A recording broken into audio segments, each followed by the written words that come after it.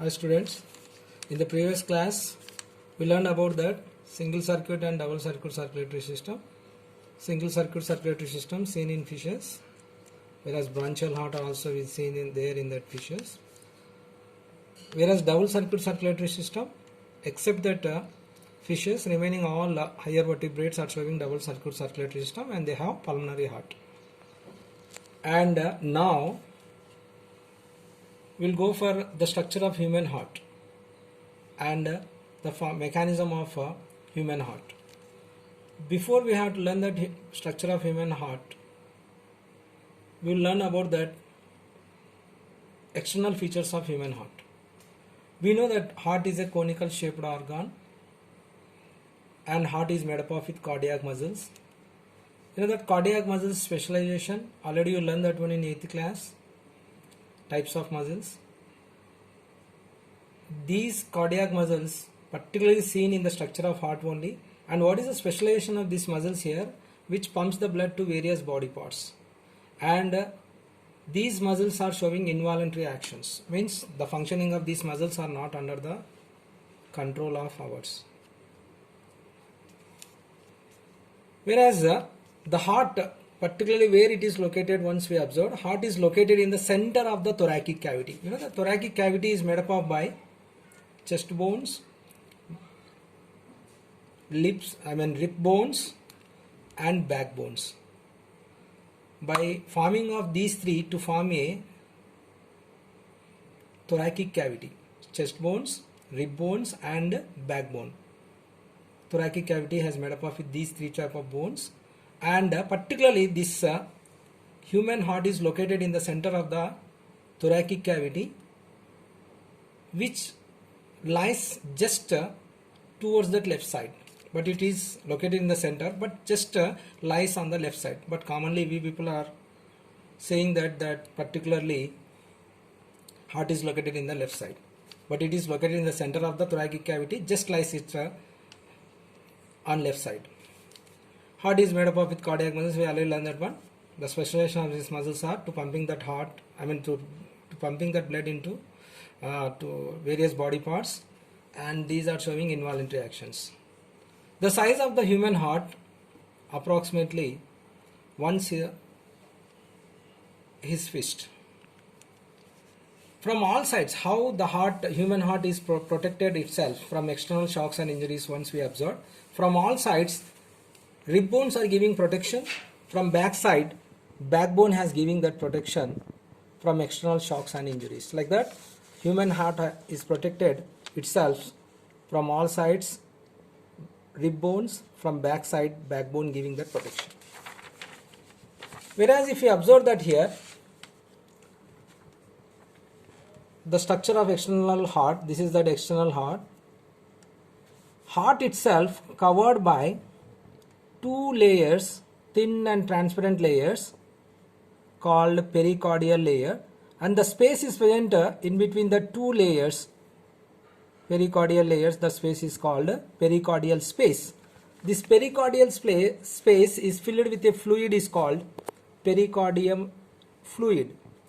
So our heart itself covered by two thin or transparent layers are called pericardial layers. The space is present in between the two pericardial layers are called pericardial space. This space is filled with a fluid is called pericardial fluid. So pericardium and pericardial fluid both protects that heart itself from external shocks and injuries. So next, if you observe that internal structure of human heart.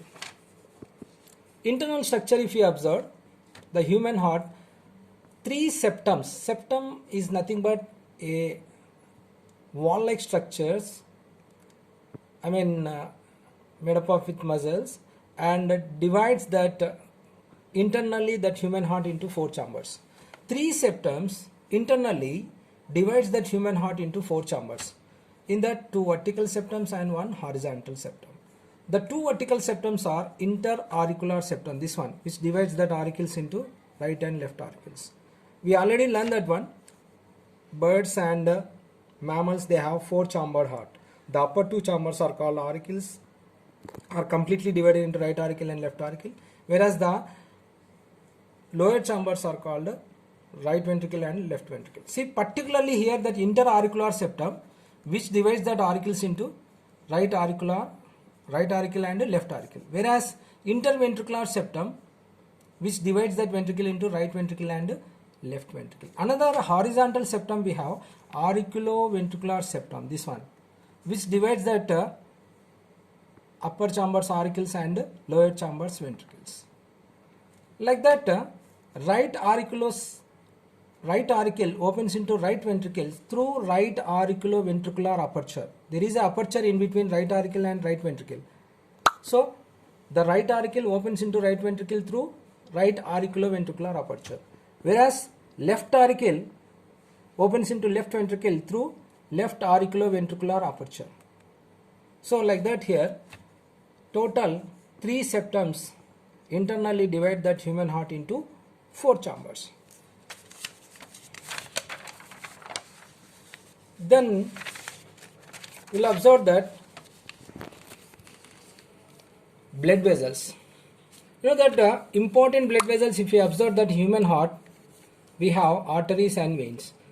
We already learned that the differences between arteries and veins in lower sections. Once again, I am reminding that the differences between arteries and veins. You know that arteries are the blood vessels which collects that oxygenated blood from heart and pumping the oxygenated blood to different body parts except pulmonary artery. Like that, veins are the blood vessels which collecting the deoxygenated blood from different parts of the body to opens into heart. So if you observe that the major differences between arteries and veins, arteries valves are thick.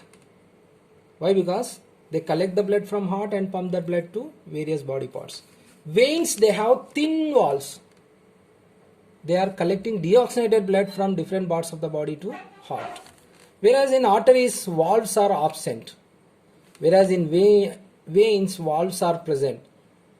Here in arteries, it pumps the blood from heart to organs. Whereas veins, blood flow from body organs to heart. In arteries, blood pressure is high. Why? Because it pumps that, arteries collecting the blood from heart and pumping that blood to various body parts. No, that's why they have high blood pressure. Whereas in veins, they have low blood pressure. In arteries, oxygenated blood transported except to pulmonary artery. Whereas in veins, deoxygenated blood is transported except to pulmonary vein. So these are the major differences between arteries and veins. Very important one. Then we'll go for important veins. Particularly here we have 4 important veins in human heart. Superior vena cava are also known as precaval vein, and inferior vena cava are also known as postcaval vein, and a pair of coronary vein and pulmonary vein. First, if you take that superior vena cava or precaval vein, here you observe that internal structure of that heart. Here, superior vena cava, precaval vein. See, which collects that deoxygenated blood from upper parts of the body, enter into right auricle. So superior vena cava collects the deoxygenated blood from upper parts of the body like head and neck and opens into right auricle. Next, inferior vena cava or postcaval vein. Here you observe inferior vena cava, postcaval vein are also called. It collects that deoxygenated blood from lower parts of the body like abdomen, hands and legs and opens into right auricle. And as well as a pair of coronary vein itself. Here the walls has made up of with muscles. No, for proper functioning of the muscles, it will be needed that oxygenated blood. At the same time, after oxidation of the process, it will be releasing that carbon dioxide. Such carbon dioxide, impure blood is also carried by a pair of coronary veins from the muscles of the heart itself and opens into right auricle. So like that, a pair of coronary vein which collecting the deoxygenated blood from the muscles of the heart and opens into right auricle. So here you commonly, if you observe, these 3 veins collecting the deoxygenated blood from all body parts except lungs and opens into right auricle. Whereas pulmonary vein, if you take here, the pulmonary vein here, this is pulmonary vein. Here you observe the pulmonary vein, which collecting that oxygenated blood. All veins collecting deoxygenated blood except pulmonary vein.